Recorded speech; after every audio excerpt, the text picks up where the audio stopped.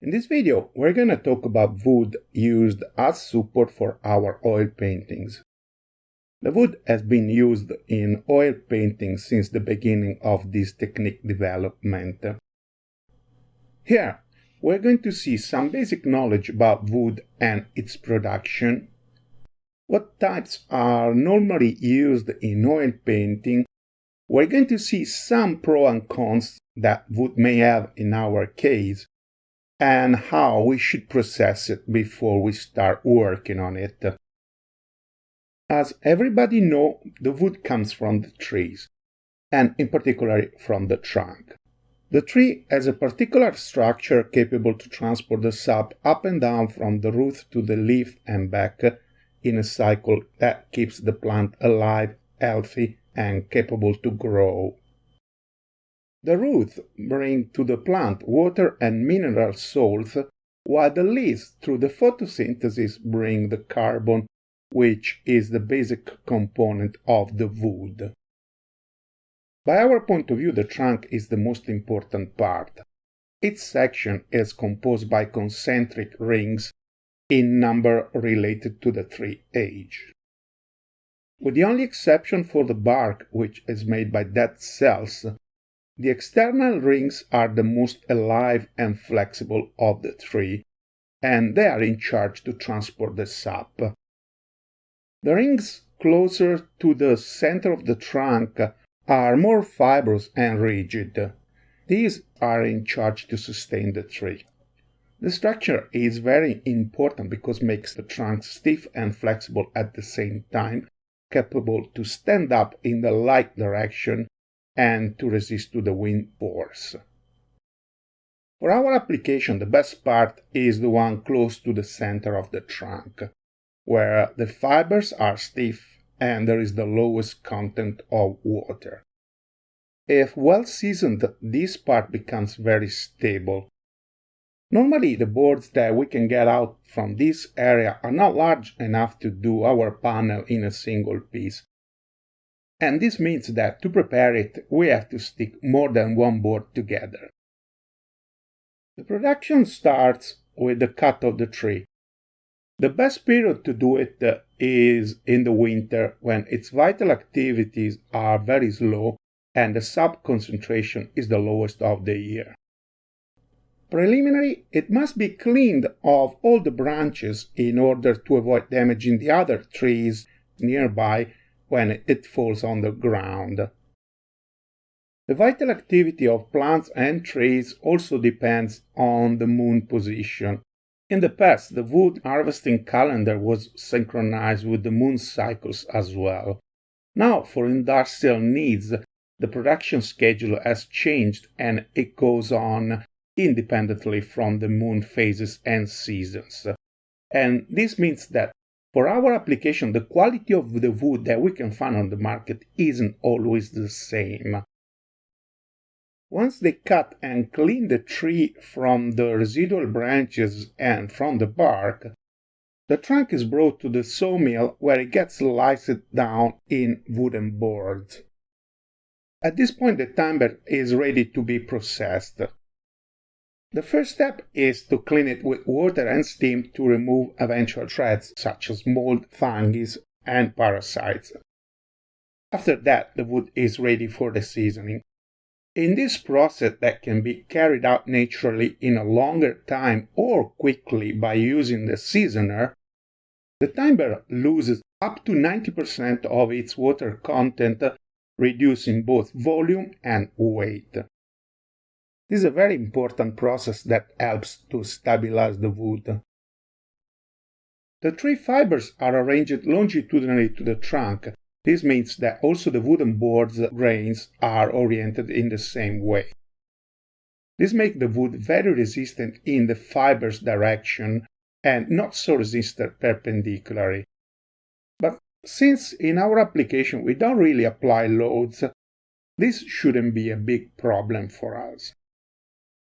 According with the type, the thickness, and the seasoning, they may naturally crack, bend, or twist.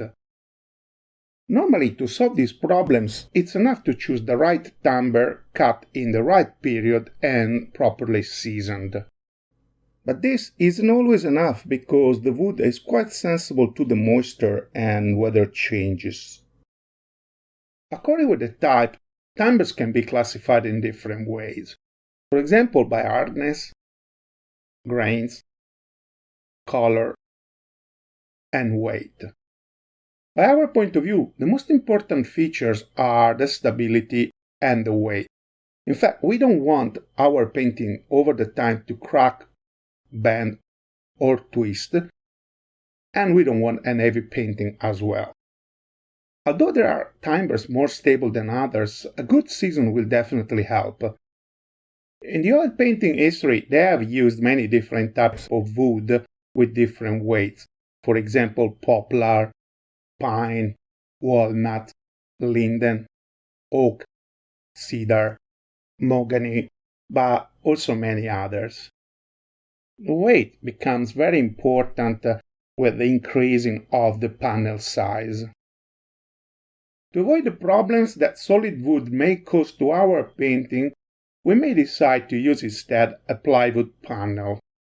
The plywood is a multi-layer structure carried out industrially by overlapping layers of wood oriented in different ways. In the most common commercial plywood, the wooden grains of the different layers are oriented with a 90-degree angle of difference between them. This allows improving and sometimes even solving the problems that solid wood has. One of the advantages to paint on a wooden board is that it's rigid and resistant to mechanical stresses. Normally, the wooden panels have smoother surfaces than canvases, and if stored in the right way, they can last for a longer time. On the other side, they are heavy. The transport may require larger and heavy packaging, and they are subject to climatic changes. The humidity in case of solid wood can cause all the problems that we have seen. As well as all the other rigid multi-material systems, it has problems with the thermal expansion. If the wooden panel that we use is not well seasoned, it may happen that over the time it will reduce its volume, shrinking. In this way, the oil painting layers become subject to internal tensions. In compared to polymers, woods normally have a quite low thermal expansion that, according with the material, can be from 10 up to 30 times smaller. Although these effects are not visible in the short time when the oil paint is still elastic, in the long period when the polymerization is advanced, the difference of thermal expansion can produce also in this case some internal tensions. These tensions can lead to the cracking or eventually to the detachment of the paint from the support. To try avoiding these problems is a good habit to add between the wood and the paints an elastic priming layer that damps the tensions. Over the time, they have developed different methods to prime the wooden panels, starting from the 14th century when they used to do it with animal glue, Bologna's chalk and honey, up to our days when artists use different methods. Here we're going to see how to do it at first using only acrylic primer and then mixing it with some canvas. To avoid the bending and the twisting problems, no matter if solid wood or plywood, it's always a good habit to process our boards equally on both sides. The first step to get our wooden board ready for painting is to prepare the panel. To do this, we are going to use some wooden plaster to fill eventual roughness on its surface and use some sandpaper to smooth it. If we want, we can also round the corners a little bit. Once the panel is ready, using a brush or a spatula, we're going to give a first coat of acrylic primer on the back, on the sides, and on the front. When we have finished, we are going to put our board on some pins in order to leave some room on the bottom. If we have time, we should let it dry for at least 24 hours. We're going to repeat this process several times. In this case, it's better to give at least 3, 4, and even more layers. As we said, we want to put between the wood and our painting an elastic layer, and possibly we want it to be a little bit thick. If we want, we can add some canvas. To do this, we are going to start by spreading a second coat of primer, a little bit rich. And while it's still wet, we're going to lay our canvas on it. Now, pressing with a spatula, we're going to let the canvas stick to the panel. We're going to cut its corners, and then we're going to bend the exceeding canvas behind the panel. Once the whole canvas sticks on our wooden board, we're going to start priming. First, we're going to start on the back, where we want to make sure that the canvas sticks very well to the wood.